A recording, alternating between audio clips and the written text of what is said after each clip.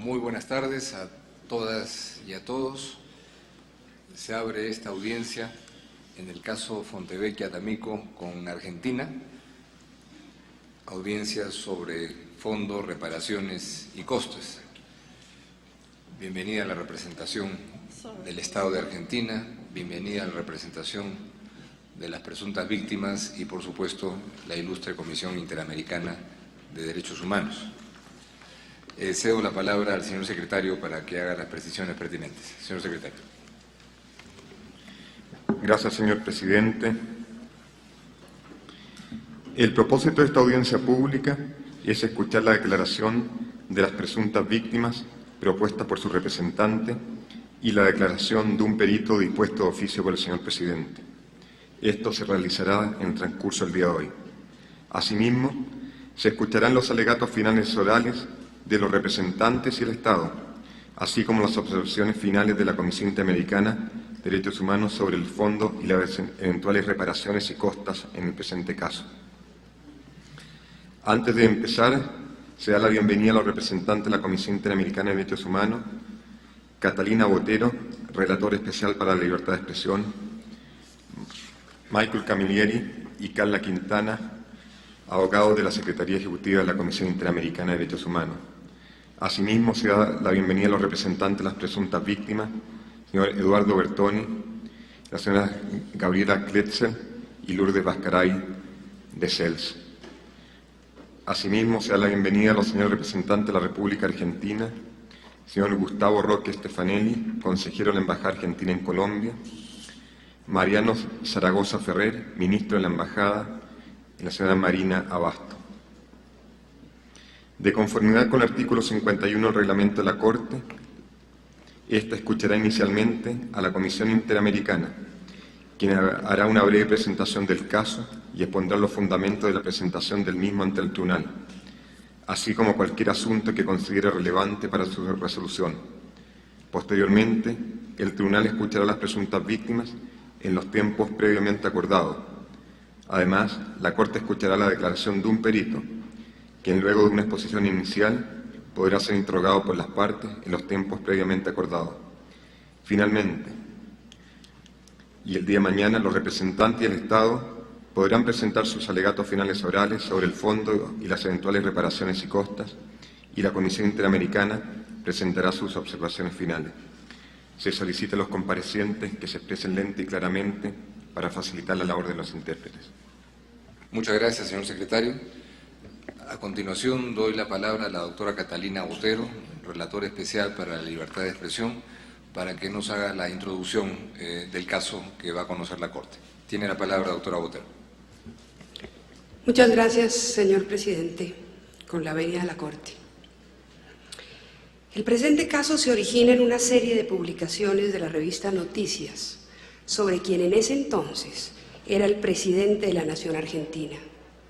La revista hace una narración de hechos relacionados entre sí sobre distintos temas, entre ellos la existencia de un hijo no reconocido del presidente, el incumplimiento del deber legal del presidente de reconocerlo, pero aún más, la estrategia de encubrimiento de ese hecho que incluía el supuesto pago de una cuantiosa pensión a favor de la madre del menor.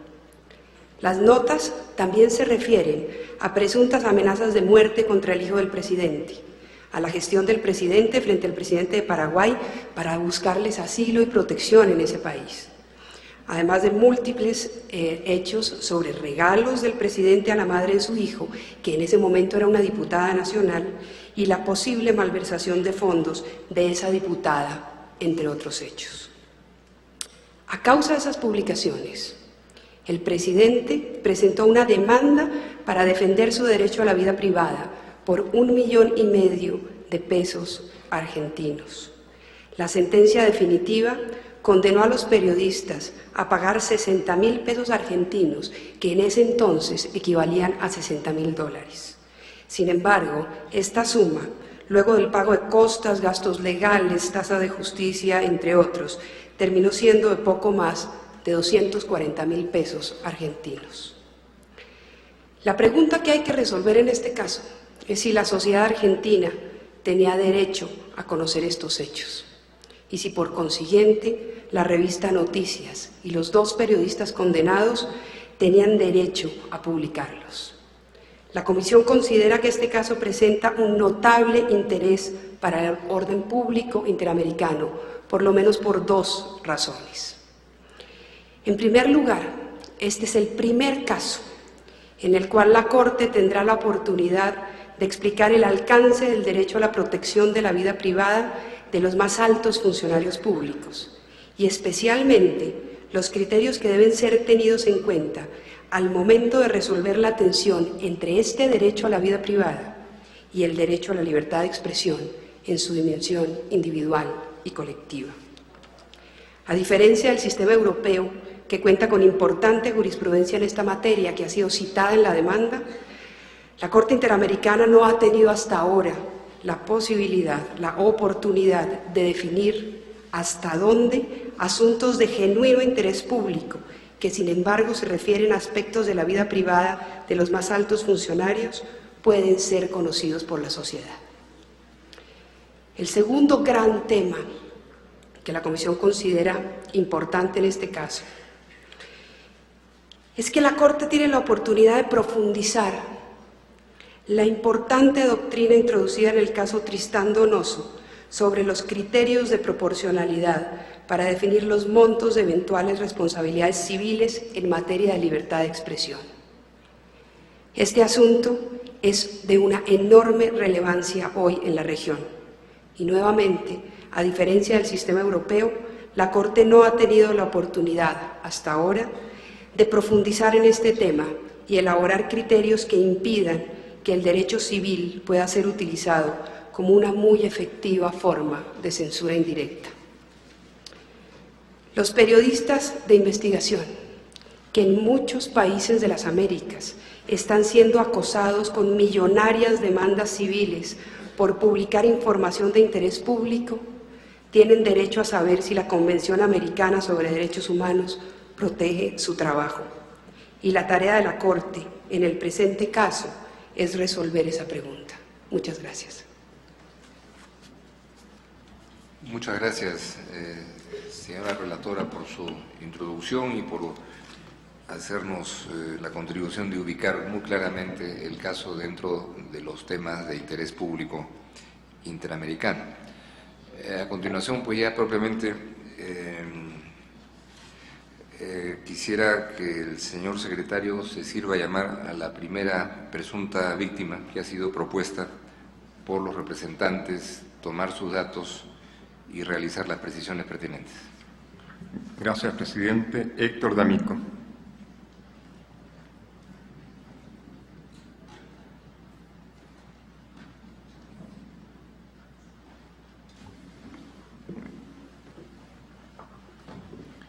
Buenas tardes.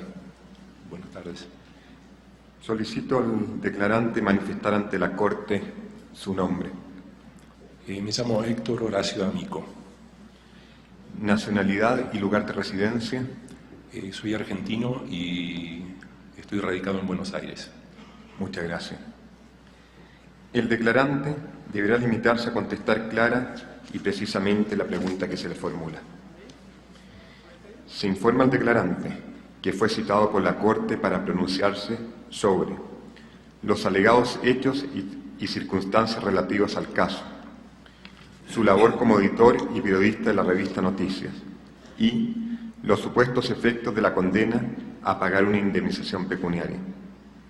Se informa al declarante que, de acuerdo con el artículo 53 del reglamento de la Corte, los Estados no podrán enjuiciar a las presuntas víctimas, a los testigos y a los peritos, a sus representantes o asesores legales, ni ejercer represalias contra ellos o sus familiares, a causa de sus declaraciones, dictámenes rendidos o su defensa legal ante la Corte.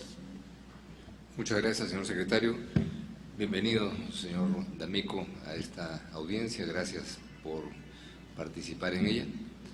Y vamos a empezar el interrogatorio con las preguntas que formularán la representación de las presuntas víctimas y pediría indiquen a la Corte quién de la delegación formulará las interrogantes. Adelante. Buenas tardes para la Honorable Corte. El interrogatorio o los interrogatorios esta tarde estarán a cargo de mis colegas. En este caso interrogarán al testigo de amico Lourdes Bascaray y posteriormente al testigo Fontevecchia Gabriela Kletzel. Gracias, señor presidente. Muchas gracias, doctor Bertone. Tiene la palabra la doctora Lourdes Bascaray. Muchas gracias. Buenas tardes, espero se encuentre bien. ¿Podría decirle a la Corte cuál es su profesión y relatar su carrera desde sus inicios a la actualidad, haciendo especial énfasis en su paso por la revista Noticias? Con mucho gusto.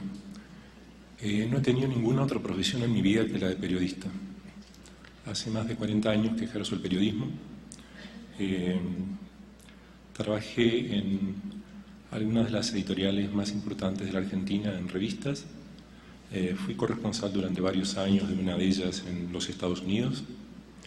Me desempeñé como director periodístico de la revista Noticias durante 6 años y actualmente cumplo funciones como secretario general de redacción del diario La Nación, que se edita en la Argentina. Muchas gracias. ¿Y podría relatarle al tribunal en qué posición ocupaba y en qué consistía su trabajo en 1995 en la revista Noticias? Sí, era director editorial de la revista. El director editorial es quien tiene en los hechos la máxima responsabilidad respecto de lo que se publica, respecto de lo que no se publica, y es quien debate con los editores, y supuestamente es quien tiene la misión de orientar a la revista y de mantener la línea editorial de la revista. Muchas gracias. ¿Y podría describir en qué consistía o en los términos generales de la línea editorial de la revista, en particular respecto al gobierno en ese momento encabezado por el doctor Carlos Saúl Menem? Sí.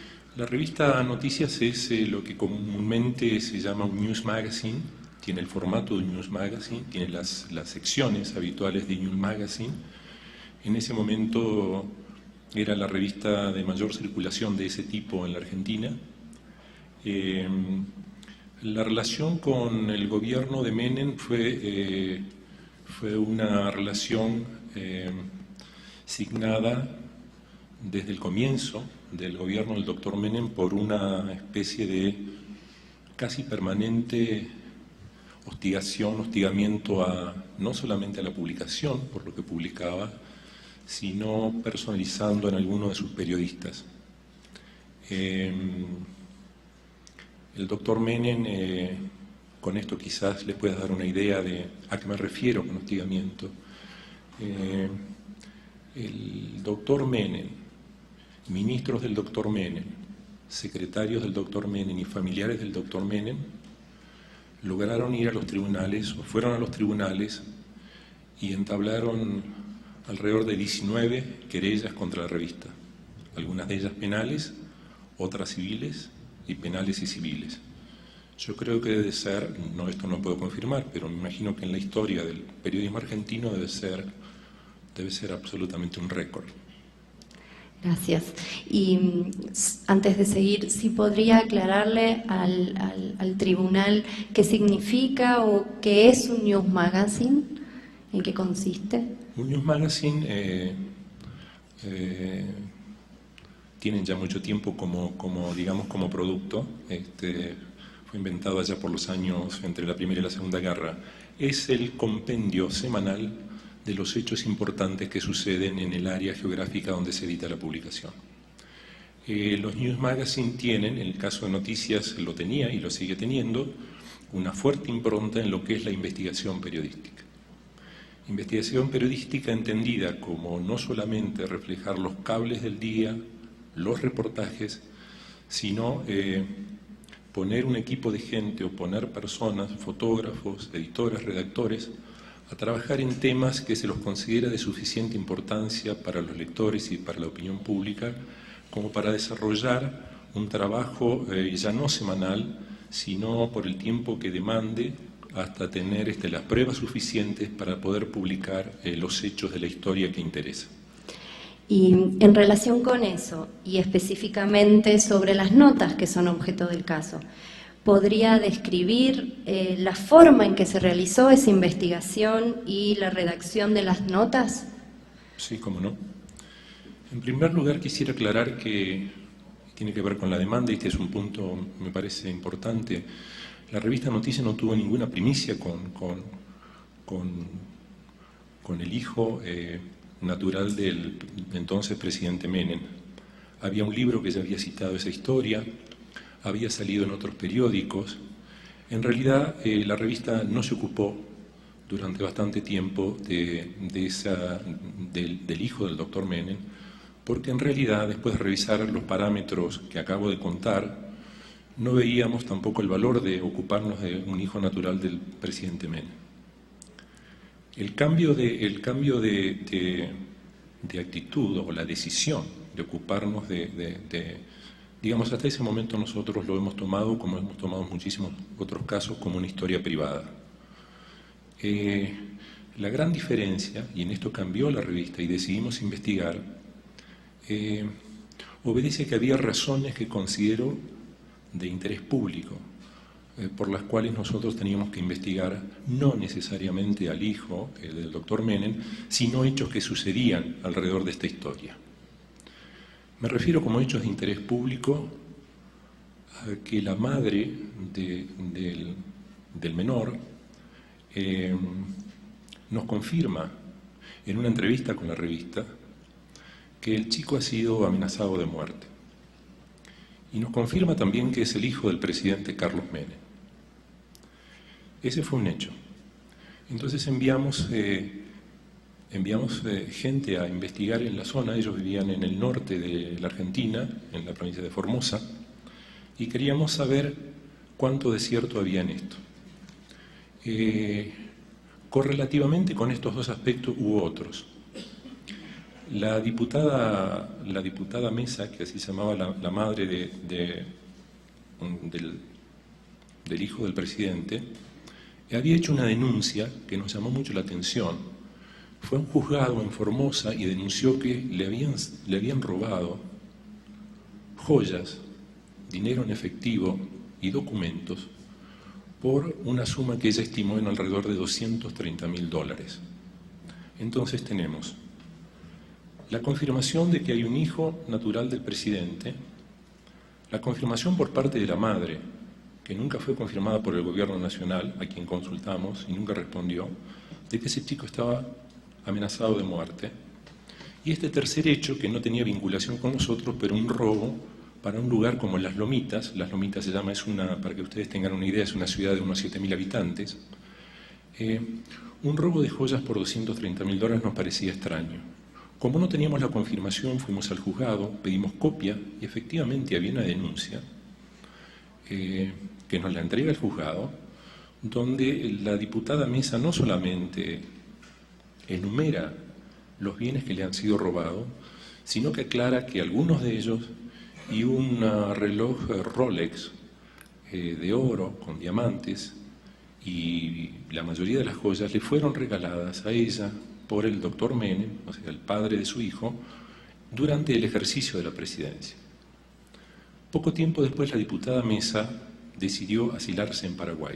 No tomó un asilo político formal, pero después de confirmarnos esos hechos, después de conseguir nosotros en el juzgado la lista de los bienes robados, ella se viaja a Paraguay.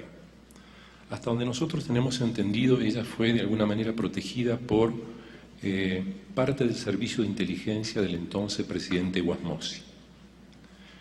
Nos reunimos con los abogados y dijimos, tenemos un caso, es de interés público que los lectores y la opinión pública argentina sepan que hay un menor que es hijo del presidente y está amenazado de muerte. Es de interés público. Digo, si el hijo del presidente, según la madre, está... quiero expresar exactamente en qué consistía la denuncia. La denuncia en que le iban a cortar la cabeza al chico y se la iban a mandar por correo. Si el hijo del presidente está amenazado de muerte, la deducción lógica es que alguien quiere obtener algo del presidente, o amenazarlo, o obtener algo. Eso nunca lo supimos. El robo de joyas y dineros y documentos que ella evalúa en $230.000, en aquel momento creo que hicimos un cálculo de que ese dinero era el equivalente a más de 2 años y medio del sueldo del señor presidente Carlos Menem. El hecho de que ella decida irse a Paraguay, atemorizada por el destino de su hijo, y la posterior comunicación entre el presidente Menem y el presidente Wasmosy para averiguar por el destino de la madre y del hijo, nos llevaron a una conclusión que cualquier periodista en cualquier lugar del mundo hubiese tomado, de que era una historia para investigar, documentarla y publicarla. Estamos hablando de 2 jefes de Estados, hablando de un menor que no ha sido reconocido y que cambia de país, según la madre por temas de seguridad. Estamos hablando de un robo importante para lo que es esa región y el vínculo con el presidente de la nación. Es decir, estamos hablando de que alguien debería responder por esos fondos. Es decir, no es habitual leer en los diarios que alguien se roba $230.000 en joyas. El punto de la amenaza de muerte fue decisivo. El exilio también fue decisivo. Quiero decirles que después de que nosotros decidimos publicar esto, la diputada Mesa dio un reportaje, el video existe, está documentado, donde quien la interrogó, mostró la revista y leyó párrafo por párrafo, y ella ratificó todo y absolutamente lo que ahí se decía. Cuando nosotros no necesitábamos esa prueba, pero nos dimos cuenta que realmente los hechos eran reales. Antes de eso habían sucedido otros hechos un poco insólitos. Había una suerte de mensaje en la presidencia de la Nación de que nadie se ocupase del hijo natural del presidente. Yo debo decir que durante meses yo fui consultado por el director de un periódico de esa época, que me consultó qué íbamos a hacer con el hijo natural del doctor Menem, y le dije que no íbamos a hacer nada, porque no veíamos exactamente cuál era el motivo de publicarlo del hijo natural, hasta que suceden los otros hechos.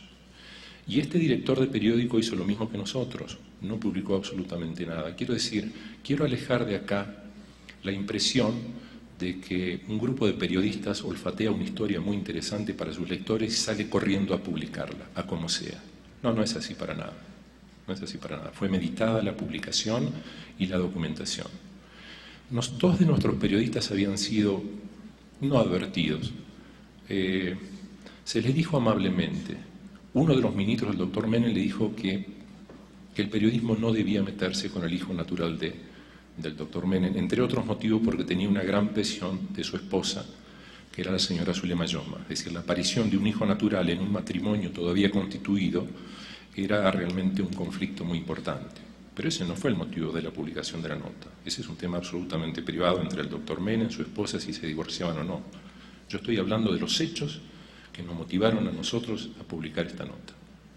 Muchísimas gracias.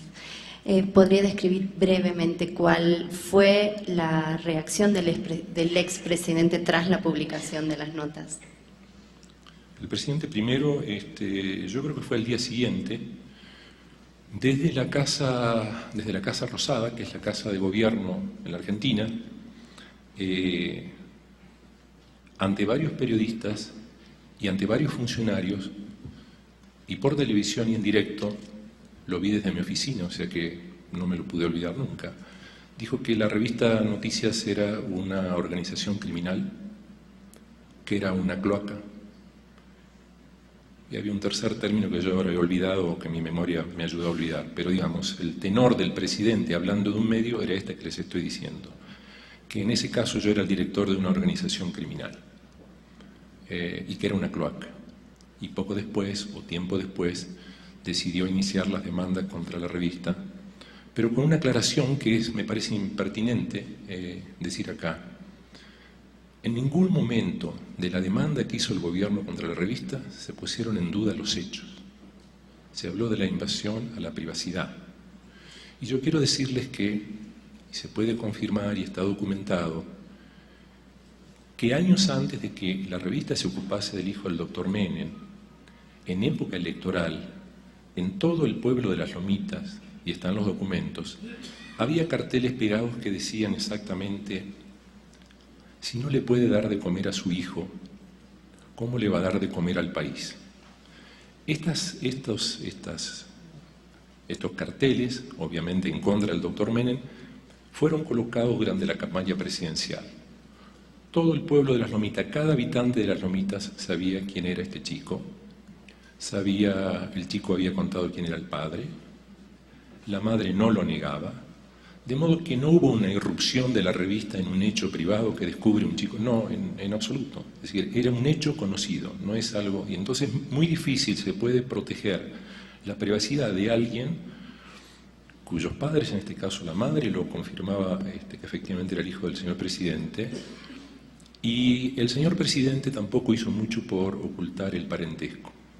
Quiero referir acá que en la segunda de las notas que se hizo sobre el hijo del presidente se publicaron 6 fotografías.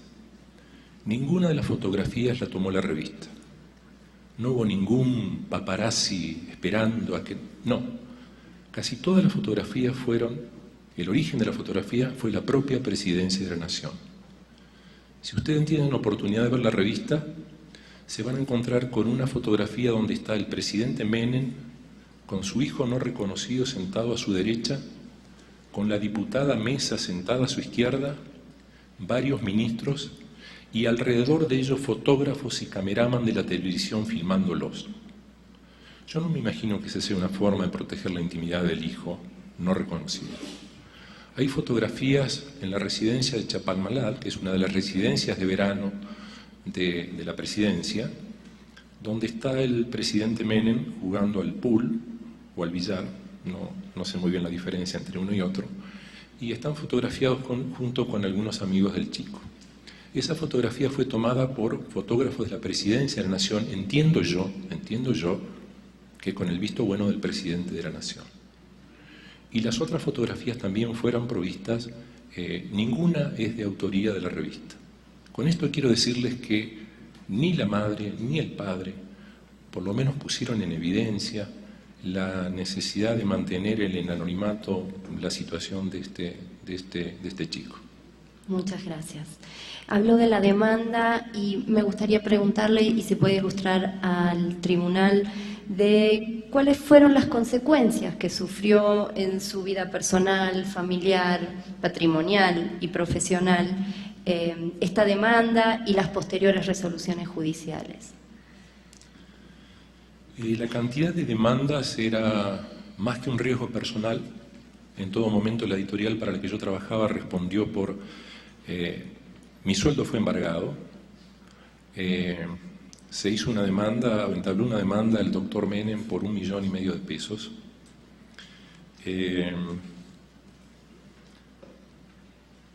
Yo nunca había estado embargado en mi vida. 40 años de periodista, embargado. El calificativo de embargado me molestó muchísimo porque yo confieso que el embargado yo lo sentía como alguien que no cumple, como alguien que es un poco haragán con sus deudas o que de alguna manera no cumple con lo que pide la ley o lo que ha acordado hacer con alguien. De modo que verme en los medios de la Argentina como embargado, estuve embargado durante 19 meses, el trámite del descuento del dinero, la empresa para la que yo trabajaba posteriormente en Noticias servía como el agente recaudador, de modo que el mecanismo era que me quitaban una parte del sueldo, insisto, durante 19 meses, que después me era repuesto por otro lado, pero alguien me preguntó si uno pierde oportunidades laborales estando embargado. Yo creo que no las pierde, pero la gente que aún no lo conoce entiende lo del embargo. Los lectores de los medios que leían eso, me imagino que se deben haber quedado, ya se deben haber olvidado de todo, pero en aquel momento se deben haber quedado con una mala imagen de quien dirigía la revista, ¿no? Un hombre que está embargado, algo malo ha hecho ese hombre. Pero la preocupación mayor era la insistencia, insisto, del doctor Menem en la cantidad de juicios que tanto él como su secretario, yo fui querellado por su secretario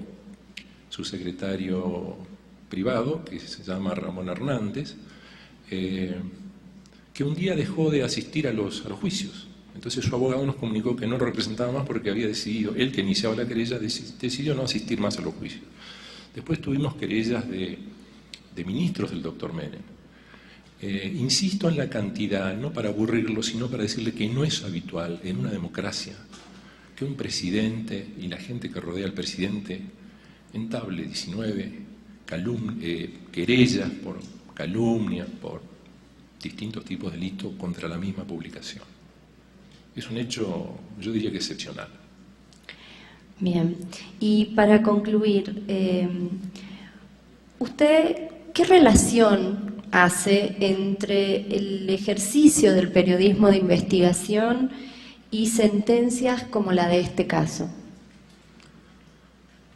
Bueno, me imagino que hacer esa cantidad de demandas contra una publicación no es alentar la que siga investigando, ni el caso de Menem, ni el hijo de Menem, ni el caso de nadie. El mensaje es muy claro.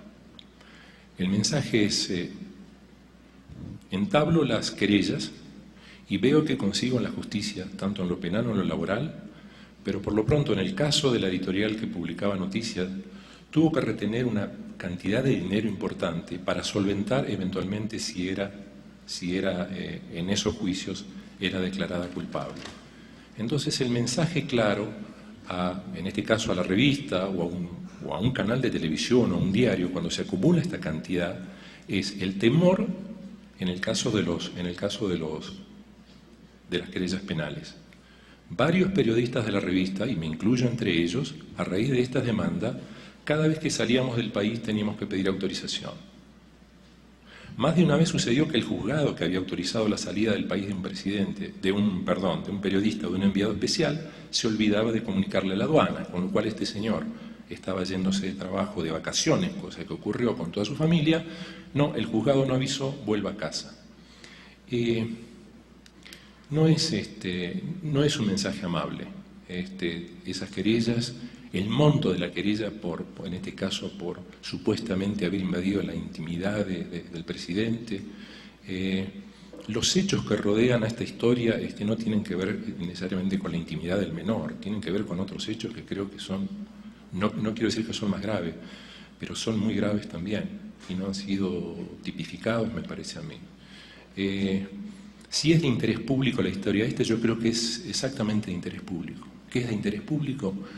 Es información que ayuda a la gente, a la opinión pública o a los lectores, a entender, entre otras cosas, cómo se mueve la gente que tiene el poder, cómo gestiona el poder, qué códigos éticos tiene, qué códigos morales tiene. No debe haber una gran diferencia entre la manera en que se administra un país y la manera en que se administra, o mejor dicho, se respeta o no una familia. Ese es el punto de interés de esta historia. Se le estaba informando a los lectores datos no conocidos, no lo del chico que había nacido fuera, digamos, del matrimonio. Estamos informando todos esos otros hechos. Era obligación, yo creo que cualquier periodista en esa situación informaba de estos hechos. Yo no creo que ningún periodista que sepa que el hijo de su presidente, en cualquier país que sea y esté representado en esta sala, si se entera que el hijo del presidente está amenazado, dudo mucho que vaya a esconder la información. Y dudo mucho que lo haga a costa de que sea querellado por la presidencia o por quien sea. Dudo mucho. Es casi una obligación, es parte de la profesión de periodista, informar sobre estos hechos. Muchísimas gracias. Tengo el tiempo cumplido, presidente. No sé si puedo preguntarle a la presunta víctima si quiere agregar algo más. Sí, por supuesto, y si fuera breve en su respuesta también. Voy a ser lo más breve que pueda, doctor. Primero estoy muy agradecido de que se haya concertado esta audiencia. No lo estoy diciendo por mí. El fallo que dictó la Corte Suprema de la Argentina creo que es un fallo que claramente limita la capacidad de investigar, la capacidad de cubrir ciertas historias, y no hay ninguna duda que, como se dice en las redacciones, deja algunas lámparas encendidas en amarillo diciendo cuidado con lo que van a hacer y cuidado con lo que van a investigar, porque está el precedente del doctor Carlos Menem, entendiendo como privacidad hechos que no tienen absolutamente nada que ver con la privacidad. O sea que le estoy muy agradecido a la Corte y muy agradecido a la Comisión por esta invitación. Muchas gracias. Muchas gracias a la representación de las presuntas víctimas. y a la doctora Lourdes Bascaray y, por supuesto, las respuestas del señor declarante. Doy la palabra a continuación a la representación del Estado para que formule las preguntas que quisiera plantear. Tiene la palabra, señor agente. Muchas gracias, su señoría. Muy buenas tardes a todos los integrantes de la Honorable Corte y participantes de esta audiencia. El Estado argentino en esta instancia no procederá a formular preguntas a la presunta víctima, sin perjuicio de las observaciones que haga en ocasión de realizar los alegatos por escrito. Muchas gracias, su señoría. Muchas gracias, señor agente. Entonces, sin más, vamos a pasar a preguntarle a los jueces si quieren formular alguna pregunta por su lado. Juez Biogrossi, ¿quiere presentar algún interrogante? Muchas gracias. Juez Pérez Pérez. Muchas gracias. Juez Abreu Blondet. Gracias, buenas tardes. En su exposición usted señaló que las publicaciones sobre el hijo menor del señor presidente habían sido recogidas por muchos medios, pero que la revista de usted, que usted dirigía, no se interesó. Luego habló de una primera entrevista con la madre del menor. ¿Qué motivó a hacer esa primera entrevista? Es que estaba el rumor de que él... Dos informaciones, quizás no las dije exactamente o claramente y les pido disculpas. Una era la información que teníamos nosotros de la amenaza sobre el menor. Esa información nos llegó desde Formosa, fue un llamado telefónico, enviamos a alguien a confirmarlo y fue la propia madre la que nos confirmó eso. Y el otro dato venía de una fuente muy cercana al juzgado que nos advirtió antes de que la diputada Mesa se fuese del país, antes de que se marchase a Paraguay, de que estaba dispuesta a dejar el país por la denuncia, mejor dicho, por la amenaza, y también nos habló de una presunta denuncia por un robo de joyas que le habría hecho su chofer, hecho que nosotros no confirmamos. Es decir, que teníamos dos datos por los cuales vamos al lugar donde ella residía y decidimos investigar, decidimos confirmarlo con ella y decidimos publicar la historia. Quizás yo no me expresé bien. Sí, gracias. Las notas, las fotos que ilustran estas notas, ¿en qué circunstancias fueron tomadas? Fueron tomadas en una reunión de gobierno, con funcionarios de gobierno, presidida por el doctor Carlos Menem. Insisto, a la derecha del doctor Carlos Menem está el hijo por cuya privacidad estamos acá todos reunidos, y a la izquierda estaba la madre, no la esposa del doctor Menem, sino la madre del menor. Y alrededor, en esa misma fotografía, se ven fotógrafos y se ven cameraman de la televisión. Con esto simplemente quiero decir que no era un ámbito privado, esas fotos no fueron obtenidas pagándole a nadie, fueron fotos obtenidas desde la Presidencia de la Nación. No fueron tomadas subrepticiamente, fueron públicamente. Gracias. Creo que no me he explicado bien. Ninguna de las fotografías que hemos publicado fue tomada por la revista. Nunca se le tomó una fotografía al menor. Muchas gracias, juez Abreu Blondet. Juez Amé Macaulay.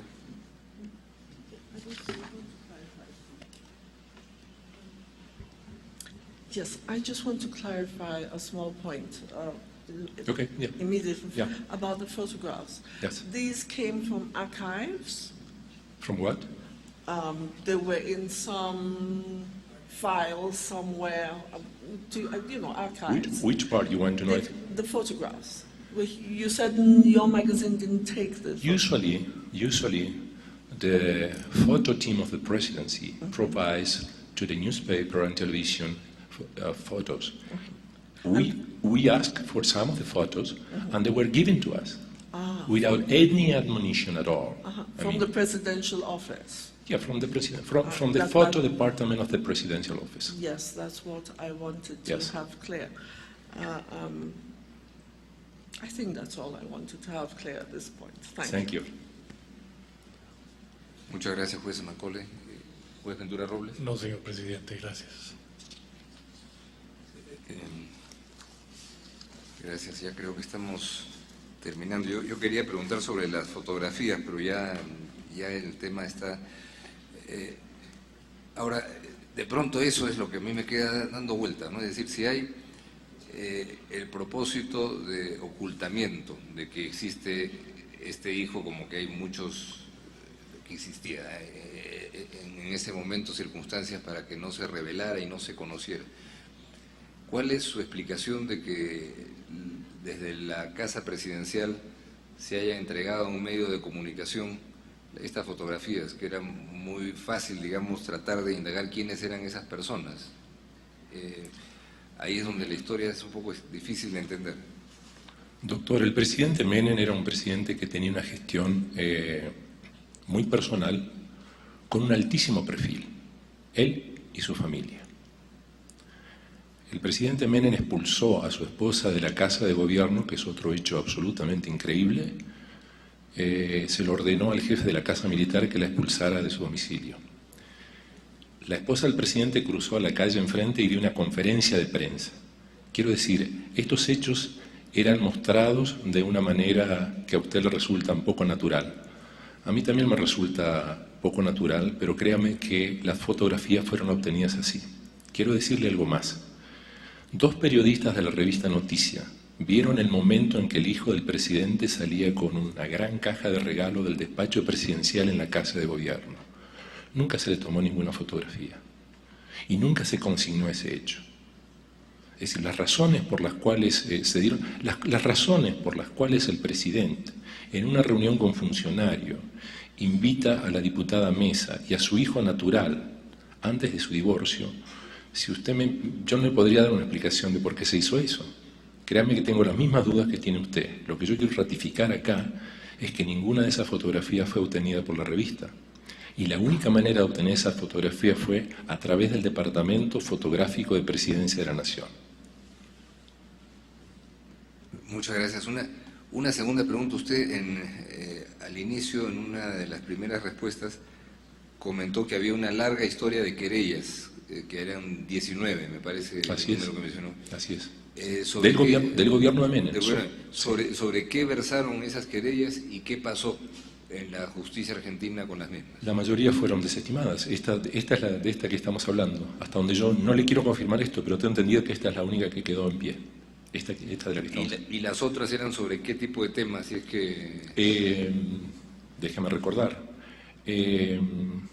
Una de ellas fue porque un entonces diputado, que hace muy poco fue candidato a la presidencia, se llama Pino Solanas, en una entrevista con la revista Noticias, él había sido baleado en las piernas y él sugiere que gente del gobierno, cercana al gobierno, fue quien ordenó balearle las piernas. Eso salió publicado porque lo dijo el propio Pino Solana, y esa fue una de las querellas. Estoy tratando de acordarme de alguna otra. Sí, la del secretario del presidente. El secretario del presidente Menem, Ramón Hernández, construía una casa en la provincia natal del presidente, para él, en La Rioja. Y un día descubrimos que todas las facturas de la obra, de los materiales de construcción, de la heladera, de la cocina, etcétera, etcétera, se pagaban en la Presidencia de la Nación, con dinero de la Presidencia de la Nación. Conseguimos todas las facturas y publicamos la nota, y nos hizo una querella. Y en la mitad, por eso insisto, en la tercera o cuarta vez que él tenía que presentarse a declarar, no vino más. Y querellas de ese tipo.